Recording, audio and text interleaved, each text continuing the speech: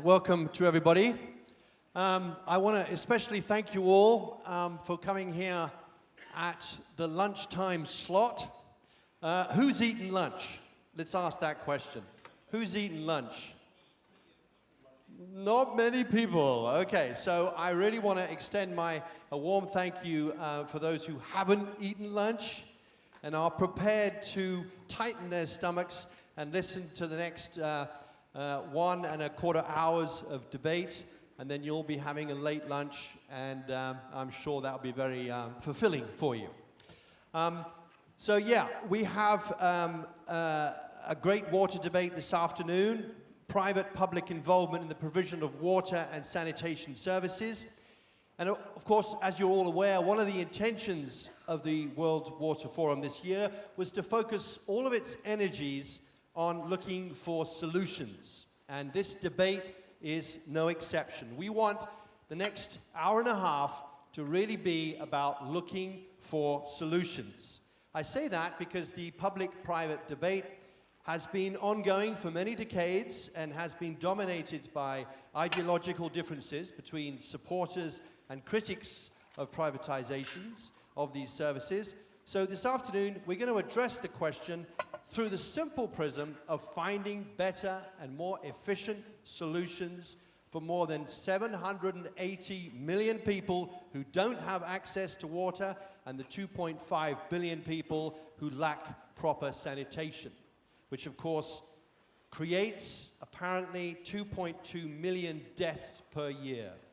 So each expert from the panel will have 10 minutes to put forward his or her case, and then we'll have 5 minutes of Q&A from me. I will be asking my agent provocateur questions, titillating questions to the 4 members of the panel.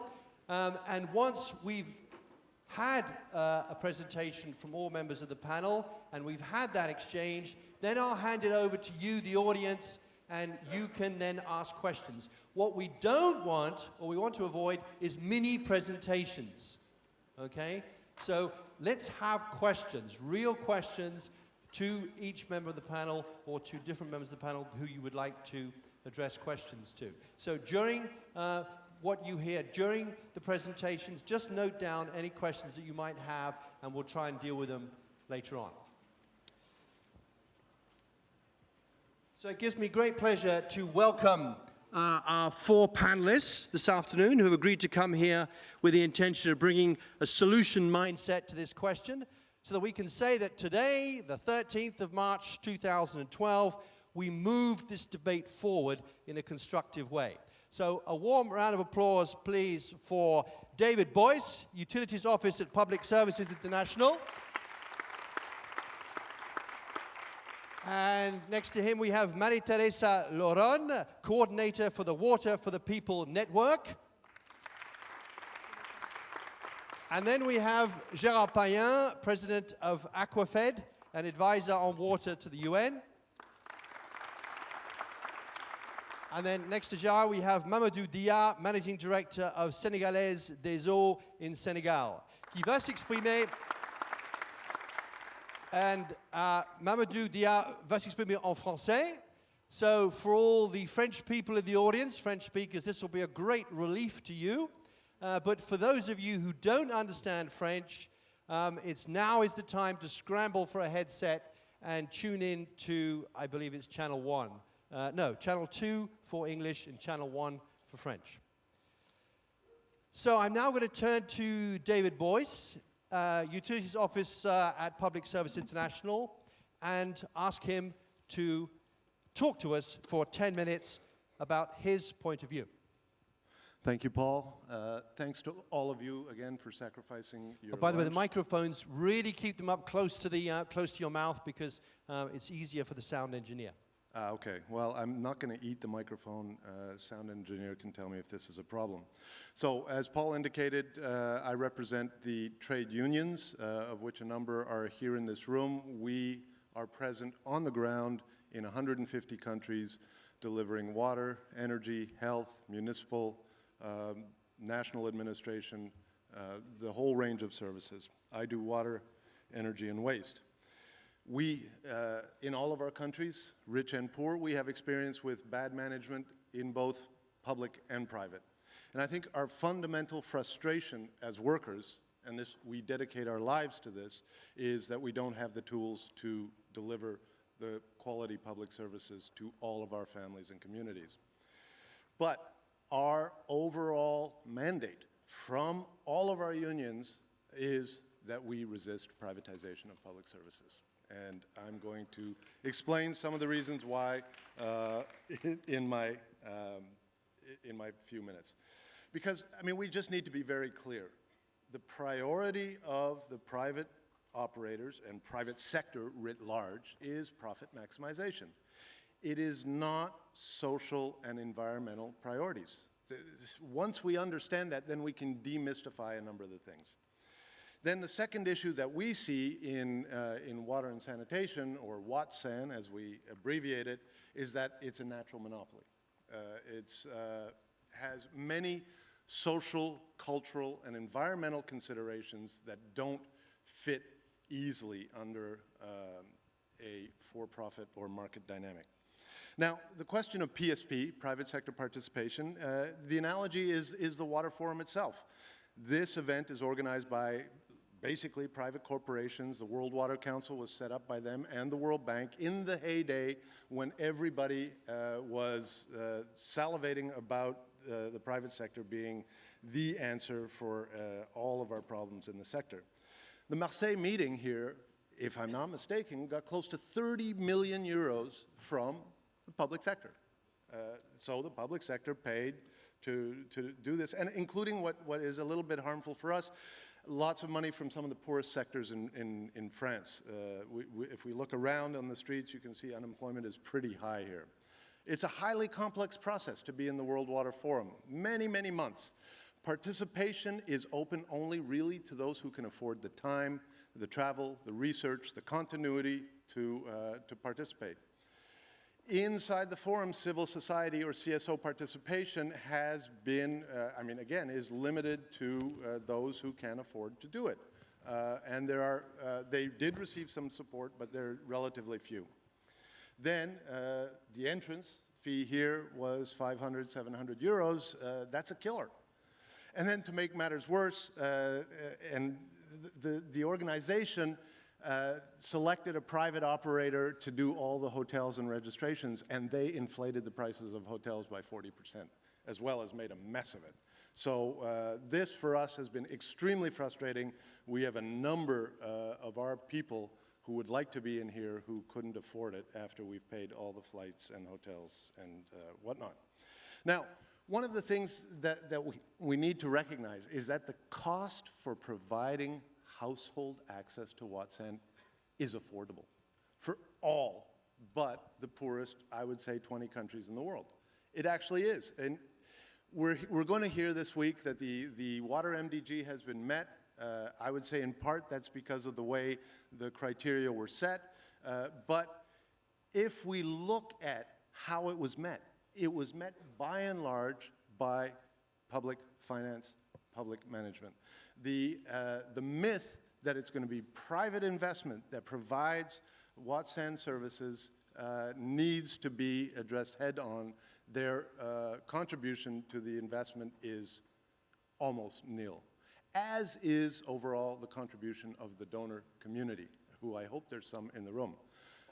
So then we also look at Europe, the OECD countries, Europe, North America, Japan. Each one of these countries built their water systems, their sanitation systems, their flood control systems using public finance, using public management.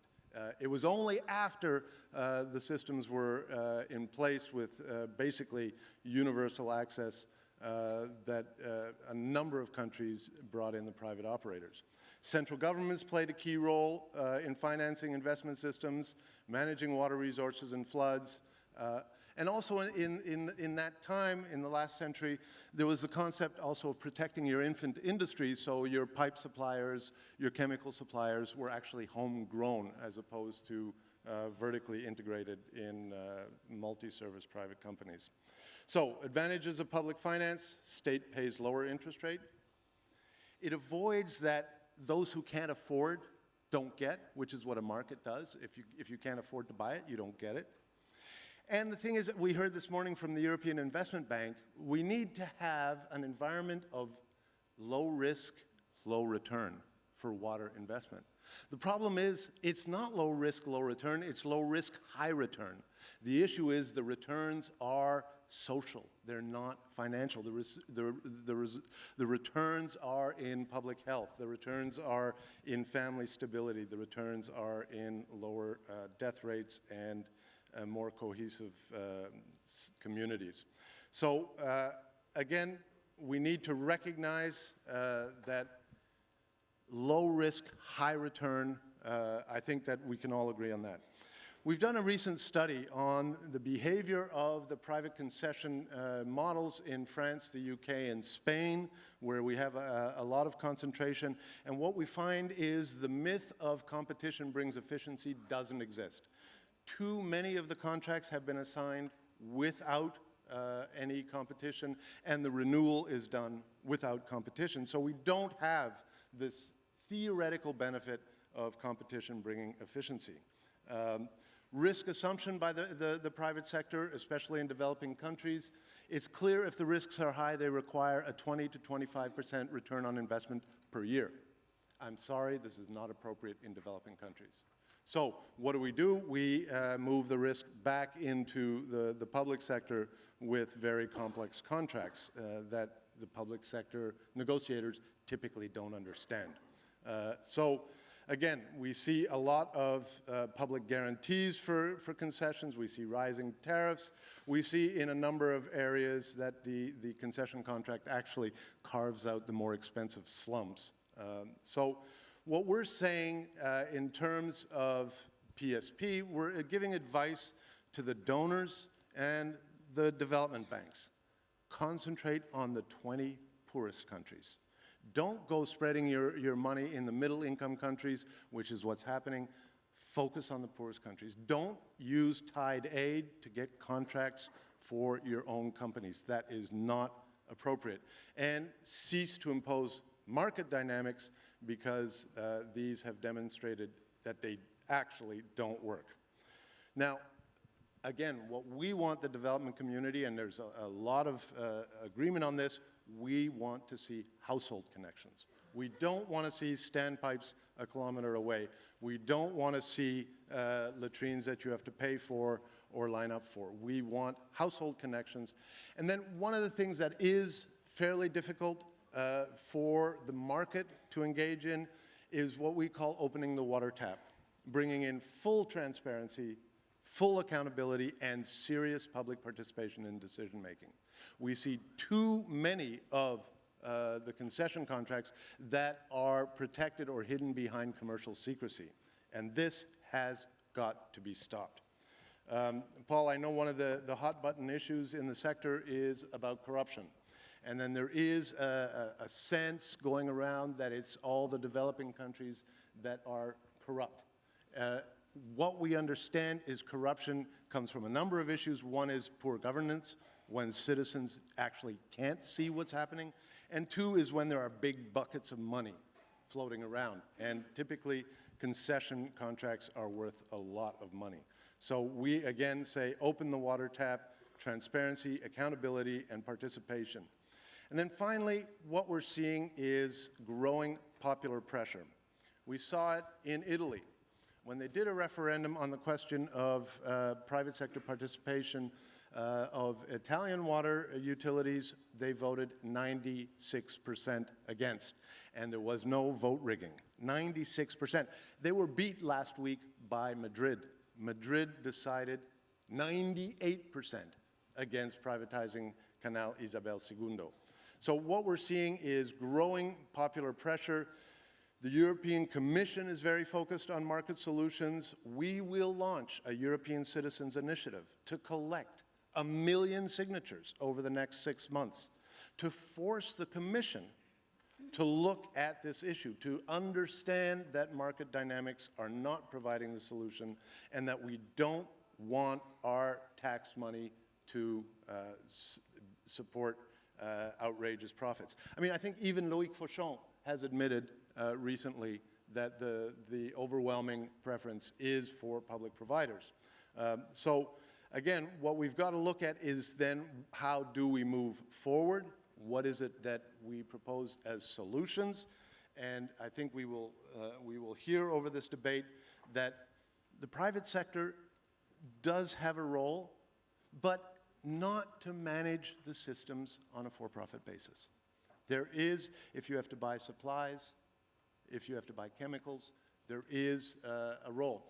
And then finally, I think one of the things that we see, when you look at a water system, you have three main cost elements. You have the energy required to move the water, which is really heavy. You have the chemicals required to purify or make it less harmful, and you have the labor costs. The first two costs cannot be messed with.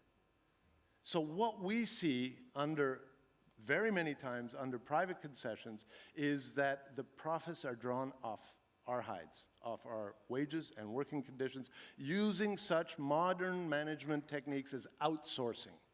And this, we're saying, is not a valid option because our members have rights to live and work in dignity. Thanks very much. Thank you, David. One of the questions, David, around the public-private debate is on the one hand, is water a human right? On the other, is it an economic commodity?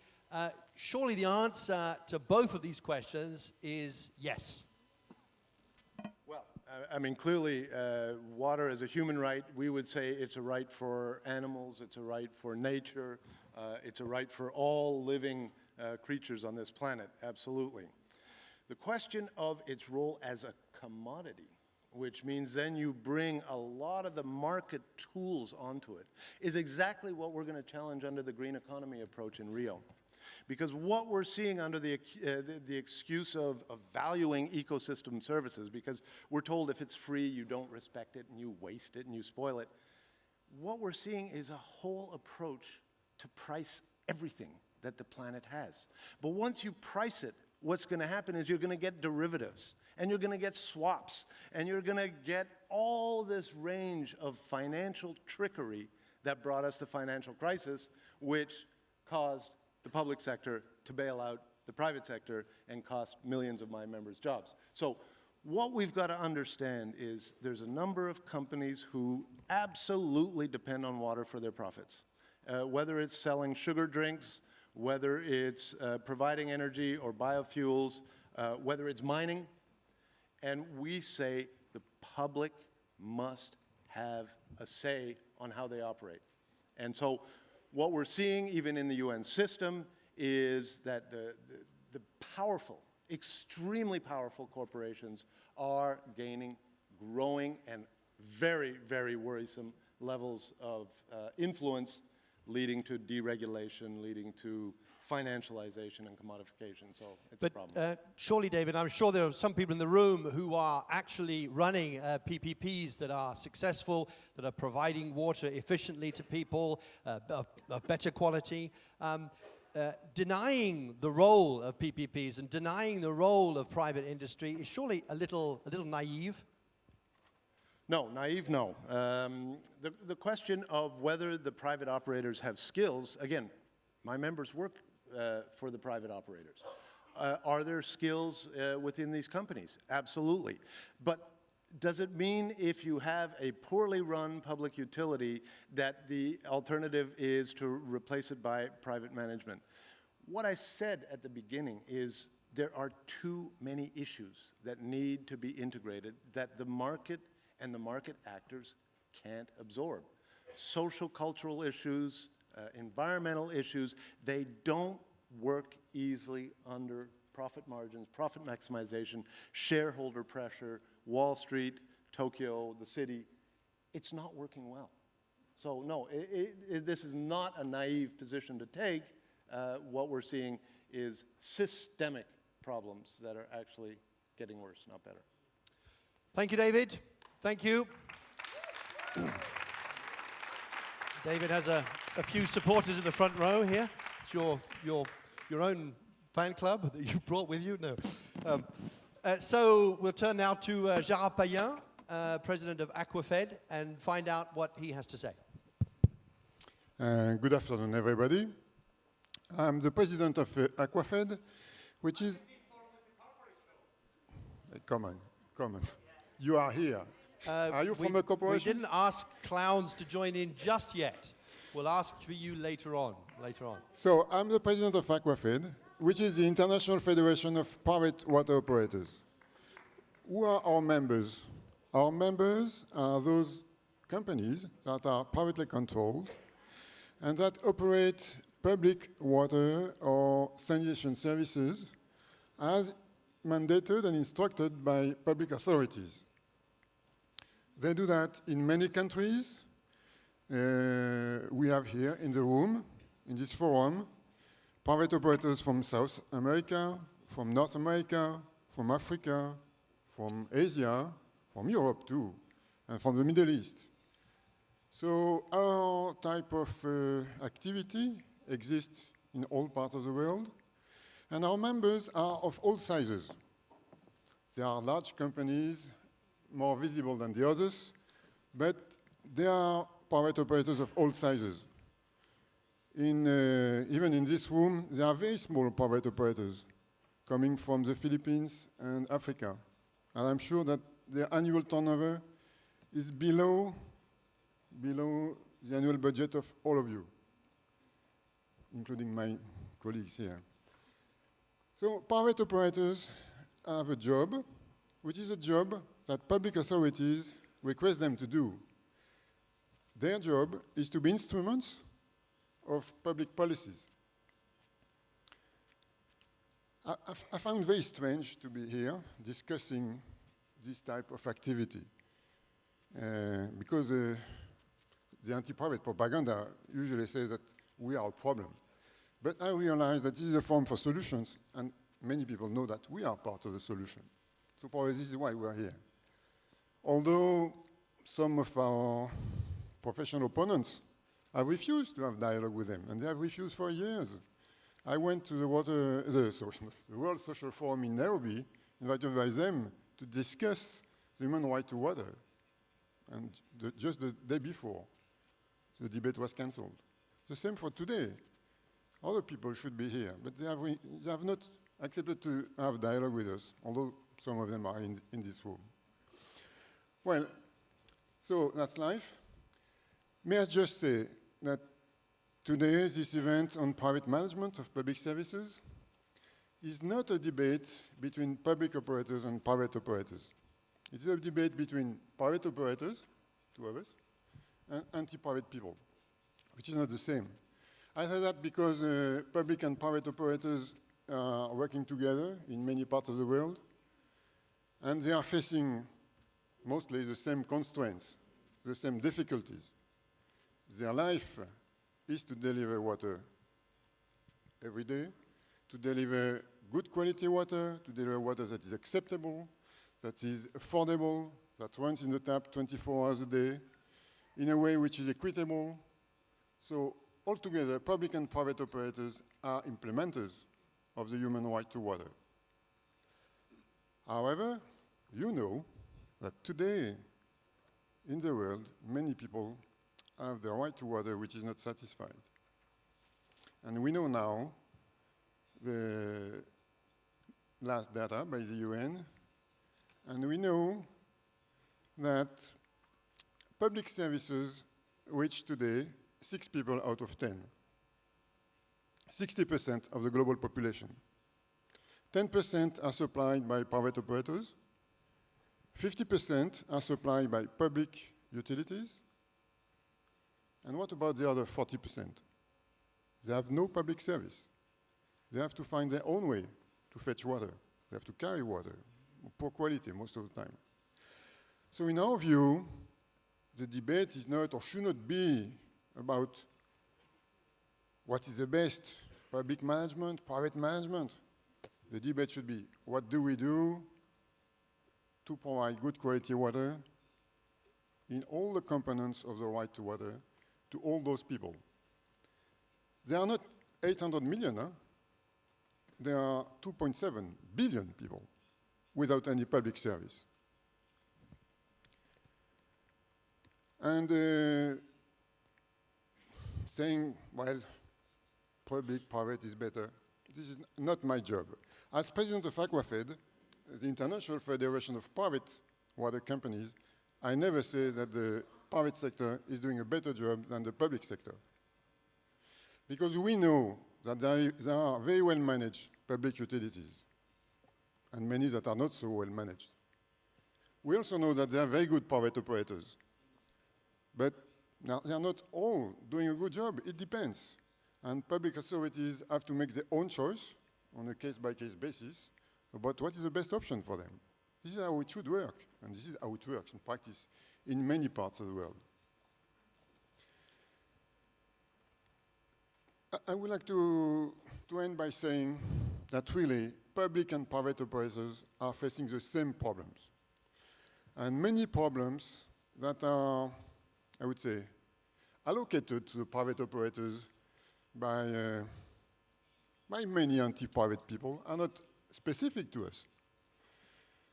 There is so much attention on private operators, although we are only serving 10% of the world population, that the information available on us is far more important than the information you have on all the other types of supply of water. This is what we call the lamppost syndrome. Then there is more light on us. Today there is light on us. You know many things on us.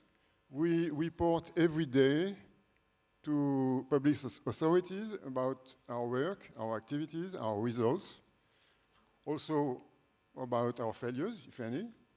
So we act in a transparent manner.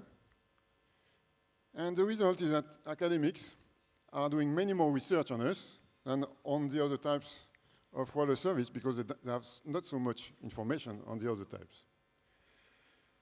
Having said that, we are proud to contribute to the delivery of water to the people. This is our job. We try to do it with our capacities, with our possibilities. It is always difficult. It is always a partnership between the authorities and the operators. But implementing public policies do not always deliver the results that have been expected at the beginning because the reality, the human realities, and the constraints in the field may be slightly different from what the authorities had imagined at the beginning. Thank you, Gérard. Thank you.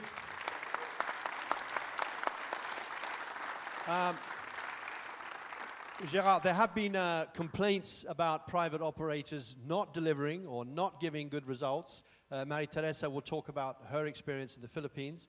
What would you like to say? Obviously, you're not representing every private operator in the world, but what would you like to say to discuss this question of some private operators not living up to or not delivering results? Well, this is true. Some are not delivering exactly the results that were expected at the beginning. But many are delivering the results that were expected. This is not specific to private operators. David has mentioned a few items that some believe are specific to us. Well, for example, profit. You mentioned, what did you mention? Corruption.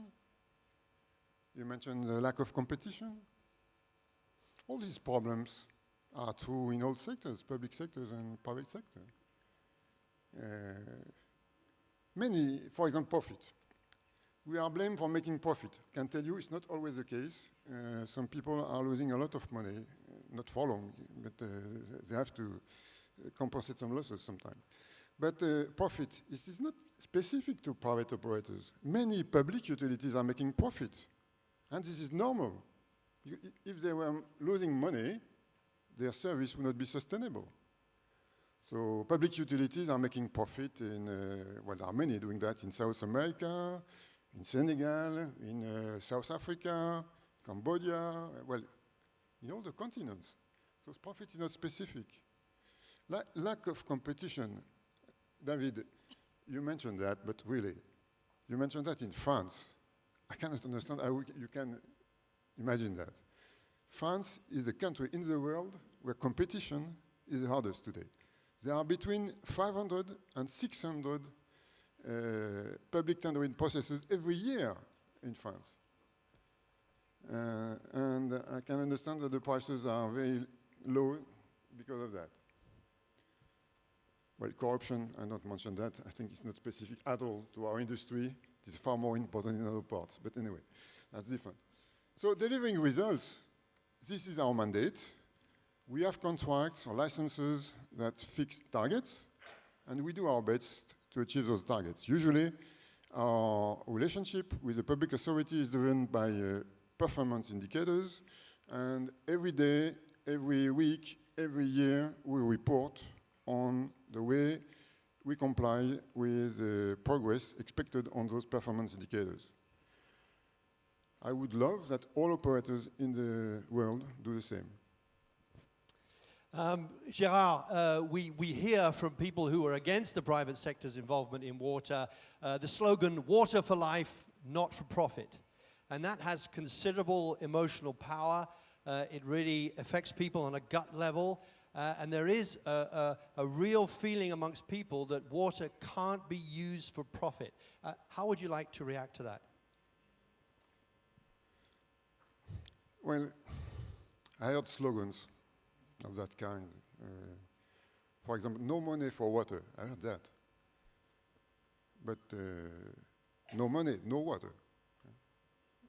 Bringing water to households at a cost. Somebody has to pay for it. And when you say somebody, usually these are taxpayers and water users. There are several combinations that are decided by public authorities, but anyway, the cost has to be borne by taxpayers and water users. If not, there is no service or no sustainable service. Profit is something different. Profit is not an add-on. Profit is a difference. Profit only exists if the operator is good enough, is efficient to keep the operational cost under the revenues that are fixed by the authority. Because the revenues are either subsidies or a combination of money paid by the users. And the users pay according to water rates that are fixed by authorities. I said at the beginning, we are only implementers of public policies. The authorities set the targets, they set the tariffs, they set the main means, functional means. So we do what we can with that. But profit only exists if the operator is efficient, for sure. It is not taken for granted at the beginning. And well, we have some people in the audience here who have come with red noses to declare that they are against private industry. What particularly would you like to say to them today? Well, let's have a dialogue. That would be really useful. And let's work together to really provide water to those who don't have water today. I remember the Human Development Report on water that was made by the UN system in 2006, so 5 years ago. They said more or less that the endless polemics between public and private management is a loss of time. Let's address altogether the needs of the people. There are 2.7 billion people without any public service. What do we do with them? Do we do something for them? We try. Thank you, Gérard.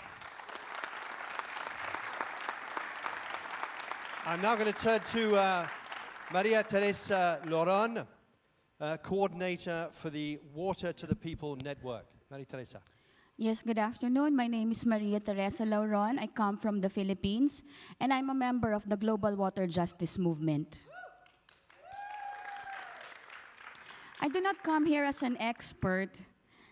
I do not want to call myself an expert, no? I have much greater respect for experts, or maybe not.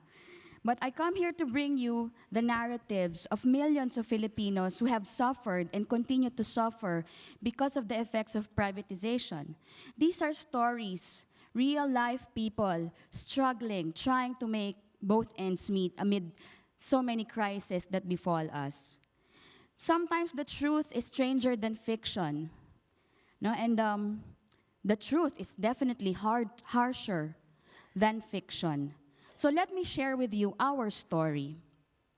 We have been told that privatization is the solution to our problems of water scarcity in our country. You know, we have water crisis, and our government has really enacted so many laws that paved the way for private corporations to take over public utilities. That was 1997. We have been told that our government does not have the resources. We do not have the money. No? So no money, no water. So that paved the way for the privatization of the Philippine Water Services. We've been told that with the entry of private corporations, because of competition, we will benefit because of lower rates. So now let's see what happened. That was 1997. Let's fast forward, now 20 years after. There were many promises, but of course, now we see that these promises are not being met. So we've been promised that there would be increased water supply coverage to 96% by 2006. Our government has been promised that these private corporations, private contractors, will be giving our government around $1.2 billion over a 25-year lease period, just to pay off the debts of this public corporation. We've been promised uninterrupted water supply 24/7. And we've been promised, again, universal water supply by the year 2006. What has happened? So, you know, I don't know which is truth, which is fiction when I'm telling you my narrative. You decide. So what happened now? The Philippines now has the highest water rates in all of Southeast Asia. Since 1997, we've experienced somewhere between 450 to 800% price increase in the price of water. The quality of water has also suffered. You know, many of our people are very much exposed to vector-borne diseases. And just a few years ago, you know, because of these private contractors not monitoring the quality of water service, around 600 people died of E. coli bacteria infection from our water. There hasn't really been any infrastructure development, one of the promises. If any, what they did was a crackdown on unbilled water, so no more non-water revenue sources. Unfortunately, privatization has also meant the streamlining of the workforce. Now, in simple terms, it has meant that many of our workers in the water sector has been laid off. Now, from 2,163 employees in the first 4 years of privatization, more than 1,500 employees have been laid off. 24/7 water service? I don't think so. Now, at best, we have 21-hour water service connection. Last year, during the summer months, we had to live through days and weeks where we didn't even have water flowing from our taps. The situation got so worse, so bad, that many communities tried to take power back in their hands, and they broke down the water pipes, and communities just started queuing up with their pails, with their water bottles, with whatever, just to get water supply. It's so embarrassing, but we're stripped of dignity. Some of our people even took a bath in that, out there in the streets, because they had to suffer 3 days without taking a bath because there simply was no water. Unfortunately, the promise of water access is not really true. Until now, in Metro Manila, where I come from, there are 212 waterless communities. When we asked the private contractors why until now many communities do not have water service, they said it was not financially viable. So what does that mean? No money, no water. So there's a lot more stories to tell, no? There's a lot more narratives, and we are living through it day by day. However, the Manila story needs to be told from the people's point of view. The World Bank still considers Manila as the success story. We are considered the poster child for privatization. And our example is being used to peddle this model of privatization in many other countries. Do not be fooled. I am here speaking in front of you, telling you that privatization has not brought us anything good. If any, privatization has brought our people more miseries, more suffering. The World Bank's definition of successful water project is defined more by profitability rather than by access to water. While water system needed infrastructure development, this has been used to justify privatization. Now, so I can go on and on, but of course you do not want me to do that. What is my message here for the World Water Forum? I couldn't afford the registration. Good thing some kind organization sponsored my free badge to the World Water Forum. No? You're talking about time for solutions. It's good. Let's talk about solutions. Definitely, it's high time for solutions. But we feel that the solutions being talked about here at the World Water Forum do not really reflect the aspirations, the reality of people like us coming from the Philippines and many more communities in the South where privatization is being rammed down their throats.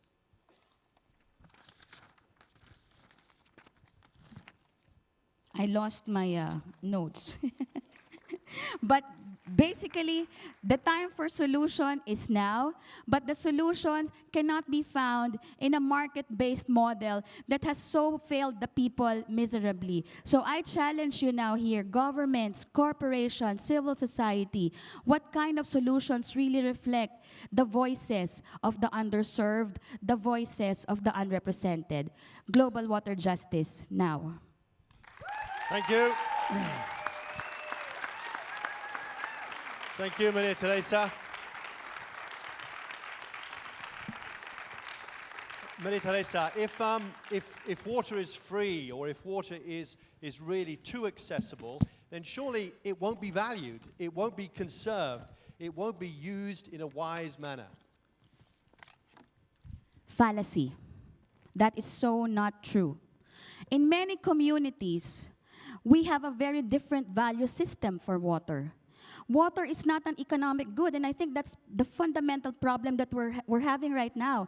Because the Dublin Principle stated that water is an economic good, everything else followed, everything wrong followed soon after that. In many communities in the South, water is life, water is sacred. We do not look at water from a point of view of who's going to profit, who's going to make a quick buck out of it. We regard water as essential to our lives and our tradition, and therefore our concept of water management is from the perspective of stewardship. We take care of water. For us, nature has rights. We do not treat nature like, you do not put a price tag on nature, basically. Well, that's what I'm trying to say. But thank you. But water, when it comes out of the tap, nonetheless has a price. Who's going to pay for that? Water per se does not have a price because. But when it comes out of the tap, in other words, it costs money to actually put it into a system. Yeah. That's what I'm saying. Water service, the provision of water to people, is a government responsibility. That is a responsibility of a government to its people, the welfare of people. Governments, you've been elected in office supposedly on a platform of serving the people. So when you now put that responsibility, when you offload your responsibility to the private sector, something is fundamentally wrong about that. Thank you. Talking to more and more NGOs in the forum here, and when I asked them about the debate, public-private, they say to me, it's not about public-private, it's about which public and which private. Would you agree with that? I think it's not really such a black and white public or private. We have to be clear, about some of the fundamentals that us from the Global Water Justice Movement are fighting for. Number one, the issue here is managing for profit is not appropriate. Number two, looking at water as a commodity that can be traded and sold is so not appropriate.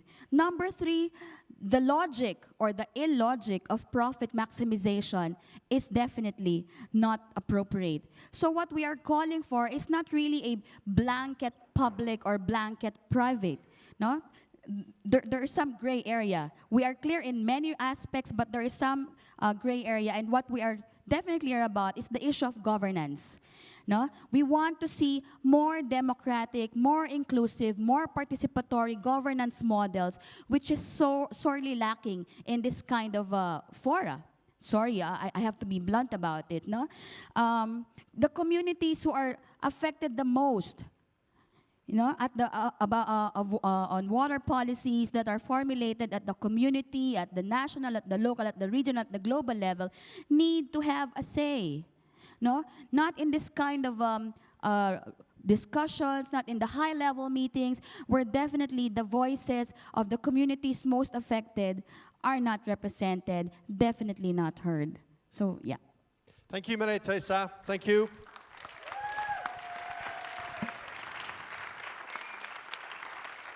And now we turn to our fourth panelist, Mamadou Dia, who is Managing Director of Sénégalaise des Eaux in Sénégal. Mamadou, en français. Donc, merci et bonjour à tout le monde. Je voudrais d'abord saluer l'initiative de ce débat, parce que je pense que c'est un débat qui permettra à chacun d'entre nous de se faire une position par rapport à l'accès à l'eau, que ce soit par un opérateur privé ou un opérateur public. Gérald l'a dit tout à l'heure, il ne s'agit pas d'un débat qui oppose des opérateurs privés à des opérateurs publics. C'est peut-être des opérateurs privés avec ceux qui sont contre une délégation de gestion. Donc le problème, il faut le voir autrement. À mon avis, aujourd'hui, il est absolument important de savoir que les opérateurs privés, comme les opérateurs publics, ont une coopération importante dans l'échange de bonnes pratiques, donc à travers le benchmarking entre, je prends le cas en Afrique ou à travers IWA, à travers l'Association africaine de l'eau, ces opérateurs collaborent, recherchent les bonnes pratiques et dans le seul et unique but de satisfaire le client et pas autre chose. Je pense aussi qu'il est important de dire qu'il ne s'agit pas pour un client que derrière, qui est l'opérateur? Est-ce qu'il est public? Est-ce qu'il est privé? Mais est-ce que l'ensemble de ces exigences sont satisfaites? Exigences en matière de qualité de l'eau, exigences en matière de qualité de service, efficacité de la gestion et l'implication des usagers et de façon transparente, la responsabilisation des acteurs et la préservation et la pérennisation de la ressource et sa sécurisation. Je crois que les gens recherchent un accès à une eau durable des citoyens, donc aux populations démunies, avec des tarifs qu'on appelle au Sénégal des tarifs socialement acceptables. Je crois que c'est ça qu'attend le client de celui qui est derrière. Le reste est une question de décision, de volonté politique. C'est l'État qui recherche quel mode il peut utiliser et quel mode est adapté à son contexte local de manière à pouvoir assurer une distribution d'eau correcte à ses populations. Et c'est dans ce cadre que des opérateurs privés sont choisis par l'État suite à des appels d'offres. C'est dans ce cadre que des sociétés nationales opèrent. Moi qui vous parle, ça fait 35 ans que je suis dans le service public de distribution d'eau. J'ai fait 19 ans dans la société nationale. Et je suis depuis 16 ans dans la société privée. Donc, je sais de quoi je parle. J'ai pratiqué les deux systèmes. Je connais les avantages, les inconvénients, les contraintes qui ont fait qu'on est passé d'une gestion publique à une gestion privée. Donc, quand je prends le cas du Sénégal, je dois dire que c'est l'antithèse du cas de Mani, où on dit l'eau n'est pas distribuée 24 heures sur 24. Oui, mais du Sénégal, le déficit en eau était de 100 000 mètres cubes. Ceci a conduit à une réforme. Et cette réforme a suivi un certain nombre de péripéties et a été une réforme participative parce qu'il y a eu des grands débats avec la société civile, les ONG, les associations de consommateurs, les syndicats, le gouvernement. Et toutes ces parties ont étudié durant des mois et des mois quelles sont les conditions à satisfaire pour assurer et pérenniser un service public d'eau durable. Et c'est ça qui a conduit à ces schémas. Ces schémas ont permis aujourd'hui, contrairement à Mani, d'aller vers des financements importants. Et aujourd'hui, la production d'eau est passée de 96 millions de mètres cubes à 148 millions de mètres cubes entre 1995 et 2011, et de rétablir une continuité du service public d'eau 24 heures sur 24. Je crois que ça, c'est excessivement important. L'autre aspect significatif, elle a parlé de qualité de l'eau. Mais je dois dire que la qualité de l'eau à la Société nationale, dont j'étais le directeur de l'exploitation, était de 91%. Aujourd'hui, au 31 décembre 2011, elle est à 99,49%. Ça, c'est des éléments palpables, contrôlables, vérifiables. Je crois que l'amélioration, l'utilisation d'un opérateur privé a été salutaire, en tout cas au Sénégal. Le taux d'accès en milieu urbain, qui était en 1995 à 80%, est passé à 98,5%. Et de 50% par alimentation par branchement particulier, aujourd'hui on est à 88,3% d'alimentation par branchement. Et de 22% d'alimentation par borne-fontaine, on est à 10,2% d'alimentation par borne-fontaine. Ça, c'est des résultats. Donc, le succès du service public d'eau est fonction du contexte, est fonction de l'environnement, est fonction aussi du génie créateur de chaque pays. Je crois que ça, c'est important. C'est les hommes qui font le succès et la performance des services. Ce n'est pas autre chose. Il est facile de trouver des machines un peu partout dans le monde. La communication, c'est à la vitesse du microprocesseur. L'argent, si vous avez un projet bancable, vous l'aurez. Mais la différence, c'est la qualité des ressources humaines dans les entreprises. Et ça, c'est excessivement important. Et c'est ce qui fait cette différence au Sénégal avec la mise en place donc, d'un opérateur privé. On parle de profit. Je crois que si je prends le cas du Sénégal, pendant 3 ans, 96, 97, 98, l'entreprise a fait des pertes. Mais la qualité de service s'est nettement améliorée par rapport à ça. À titre d'exemple, le rendement des réseaux, le taux de perte, c'était 68%, donc 32% de perte. Aujourd'hui, c'est à 20%. 12 points ont été gagnés, soit l'équivalent d'une économie de 12 millions de mètres cubes. Je crois que le débat ne se situe pas là où on essaye de le porter.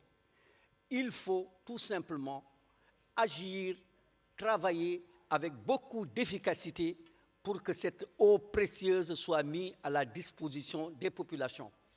L'opérateur n'est qu'un instrument de la politique de l'État pour mettre en place des systèmes pouvant répondre aux aspirations et aux attentes des populations, que ce soit des populations démunies, des populations vulnérables et des autres populations qui fondent un pays, qui fondent un État. Alors, pour cela, il est important d'avoir une bonne maîtrise des tarifs. C'est parce qu'au Sénégal, par exemple, il y a ce qu'on appelle des tarifs sociaux, de 0 à 20 mètres cubes, qui sont des tarifs qui permettent aux populations d'accéder à l'eau, de favoriser les plus démunis. Et chose importante, les branchements sont subventionnés. On appelle des branchements sociaux. Les branchements sociaux, 160 000 ont été réalisés entre 1996 et 2011, soit en moyenne 10 000 branchements subventionnés par an. Et c'est ça qui est à l'origine du taux d'accès de 98,5% au Sénégal. Je voudrais un peu revenir sur ce qu'on a dit tout à l'heure que l'eau est un bien public. Oui, mais c'est un bien public, mais ce n'est pas un bien gratuit à cause de la mobilisation, du transport et l'énergie et tout le reste qui suit. Il ne faut pas confondre accès à l'eau et accès au service de l'eau. C'est deux notions différentes. Ici, on parle d'accès au service de l'eau. Et l'accès au service de l'eau doit permettre de la mise en place de dispositifs institutionnels adaptés pour permettre de réaliser des performances et d'arriver à des tarifs justes qui permettent de pouvoir répondre à l'ensemble de ce qu'il faut. Quand je prends un peu, aujourd'hui, nous faisons un peu beaucoup d'écoute client. D'écoute client parce que tout simplement, nous pensons que le client, pour pouvoir répondre à ses attentes, il faut l'écouter. L'écouter à travers l'analyse des réclamations, l'écouter à travers les suggestions, l'écouter à travers les associations de consommateurs, l'écouter à travers les clients sensibles et fonder des plans d'action en direction de l'amélioration continue. Et ça se titre aujourd'hui que des sociétés comme la nôtre sont certifiées ISO 9001, version 2000, ensuite version 2008, sont certifiées ISO 14001, sont certifiées OSAS 18001 et viennent de passer une évaluation AVAC 25000 avec 554 points. Je crois que ça, c'est des résultats. C'est le résultat de l'effort conjugué entre l'État du Sénégal qui a défini la politique, qui est responsable de la définition de la politique, de la protection de la ressource, de la maîtrise de la tarification, et l'opérateur privé qui, lui, est responsable de l'entretien, responsable de la production, de la distribution et du transport, et de la mise en œuvre d'un certain nombre de responsabilités en matière de réduction ou de gaspillage d'eau, et d'une société de patrimoine qui, elle, est responsable de l'investissement, est responsable du contrôle de l'exploitation. Il ne faut pas mettre en place des systèmes qu'on ne peut pas contrôler. Il faut mettre en place des systèmes dont on est capable d'en assurer le contrôle d'exploitation, le contrôle financier, le contrôle technique, et ensuite mettre un système qui dispose de modèles financiers permettant d'encadrer les tarifs et d'encadrer l'ensemble des moyens. Voilà un peu l'expérience sénégalaise qui est l'antithèse de l'expérience de Mani. Merci. Merci Mamadou. Gérard, you wanted to add something? Very briefly, we're running out of time. Yeah, go ahead. Paul, I just want to say to Maria Teresa that she's absolutely right when she realized that the problems with water supply can have a huge impact on people. And when there is a rupture in a break in the main pipe, it is terrible because it affects many people who have no water for some time. You are quite right with that. However, this type of event has existed for long in Manila, before privatization. I'm not sure that it is a consequence of privatization. Most probably it is the opposite. Because as far as I know, in Manila, the water service has been significantly improved by the two private operators. Millions of people have water today and they didn't have water before. Personally, I remember opening supply of water in a slum where my company at the time had organized a new water system, and I could see the people laughing and smiling about having water at home. They were not suffering, they were really having a new life. In Manila. Huh? Very briefly. Okay. Again, this water quality issue is one of the failed promises of privatization. Now, we were promised that we were not going to have the problems that we had before privatization.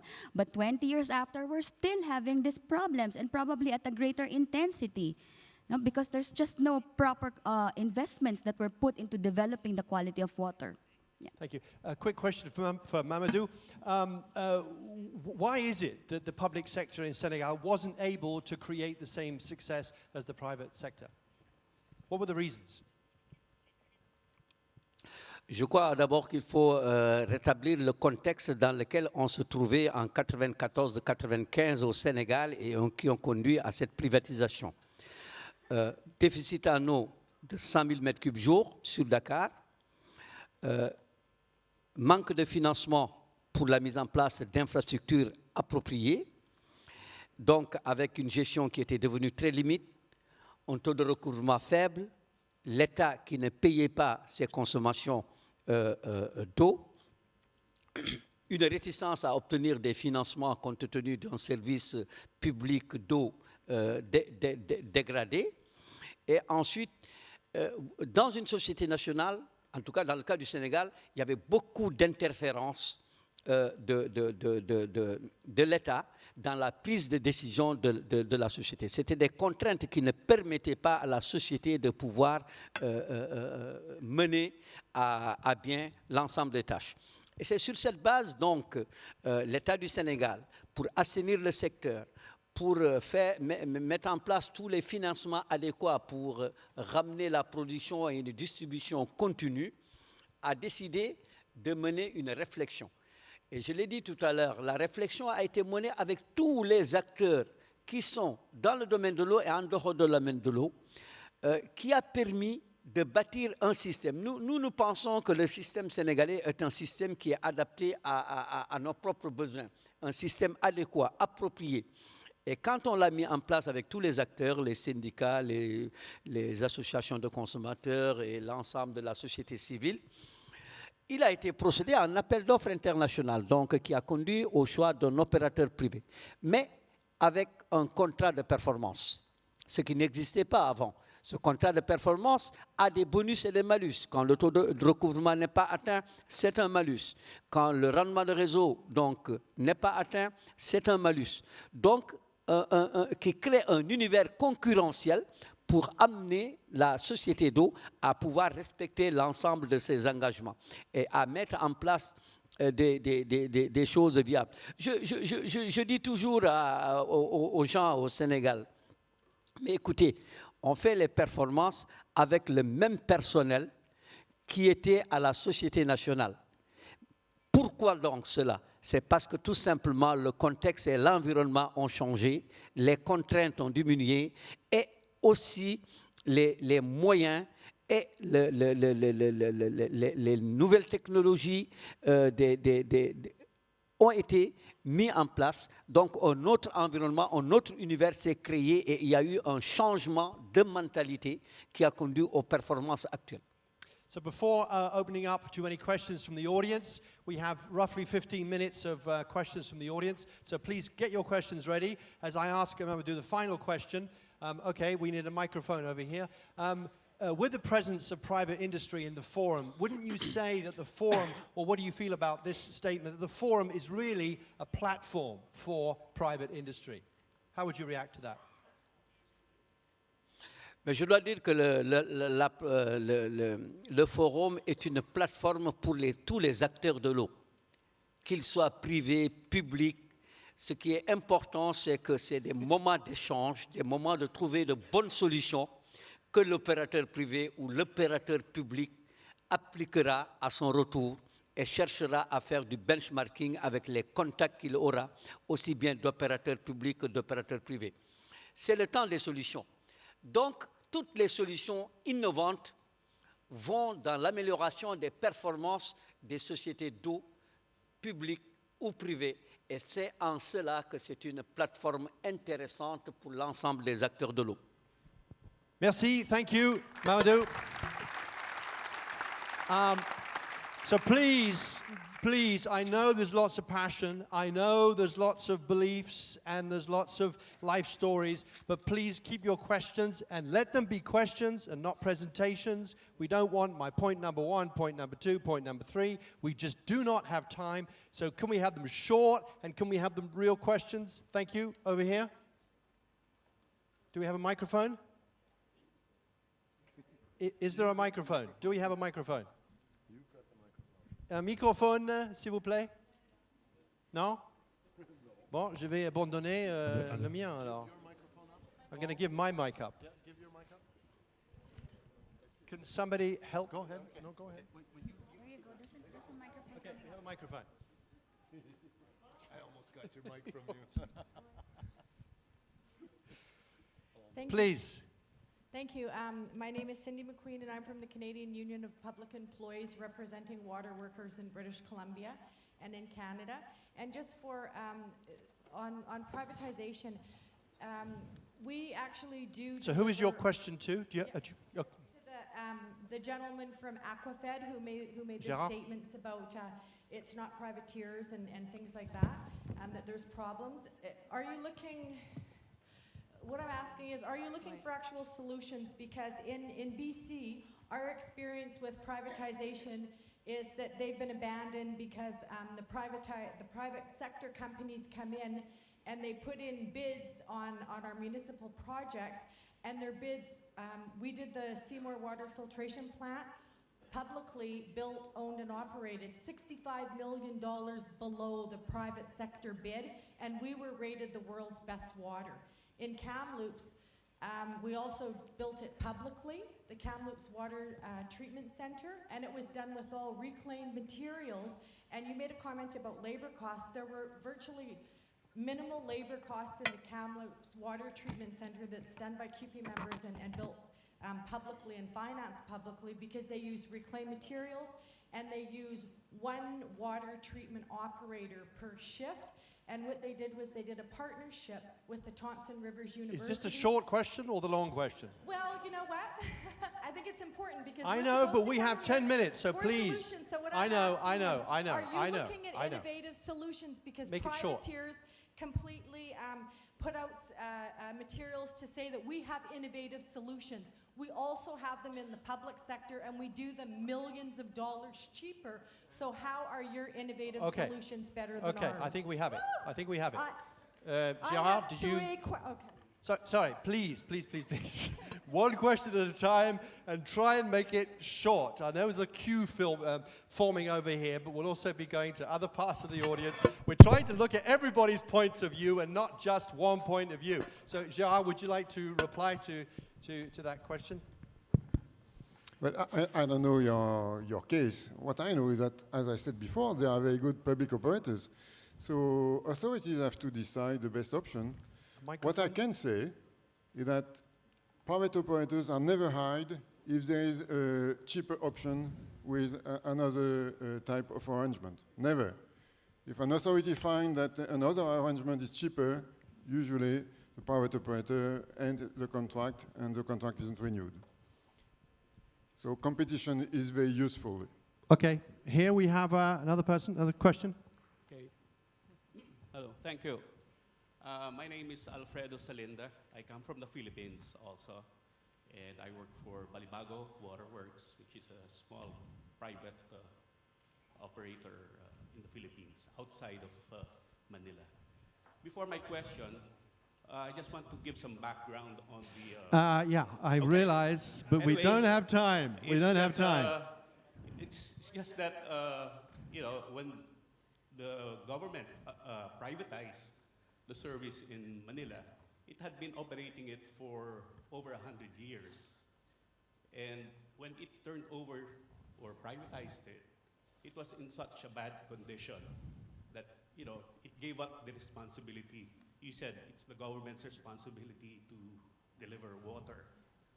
But it gave up already on that responsibility, and that's precisely why it privatized the service. And you mentioned all of the negative things that were not fulfilled as far as promises are concerned. But there's also the other side, which Gerard partly explained, that more people have water, and Do you have a question, or yes. is this Yes, my question is to who? to my fellow Filipino, Ron, is what if it was not privatized? Where would the water system be now in Manila? Oh, I've got the mic. Okay. I think that's a very hypothetical question, no? Because privatization was really implemented because the Philippines was so heavily indebted. It was a policy prescription coming from the World Bank under the Structural Adjustment Program. So it's a very hypothetical situation.